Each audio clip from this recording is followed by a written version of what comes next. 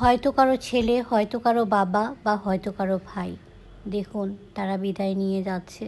তারা জানে না আদৌ এখান থেকে তারা ফিরতে পারবেন কি না। জীবনের কত রিস্ক নিয়ে তারা এই কাজে যাচ্ছেন, কত গভীরে যাচ্ছেন এটা আসলে ধারণারও বাইরে। সামান্য আমরা একটু রুমের দরজা জানালা লাগিয়ে রাখলেই আমাদের দম বন্ধ হয়ে আসে। আর এইখানে দেখুন তারা কত রিস্ক নিয়ে উদ্ধার কাজ করছেন। কয়লার খনির উদ্ধার কাজ চলছে, কিন্তু দেখুন এই যে ভিতরে তারা কাজ করছেন, তাদের যে কত কষ্ট হচ্ছে। তারা যে এত যুদ্ধ করছে তাদের নিজের জীবন বাজি রেখে, কার জন্য? পরিবারের জন্য। কিন্তু দিন শেষে এই সমাজের কাছে, পরিবারের কাছেই কিন্তু এই পুরুষরা অবহেলিত হয়।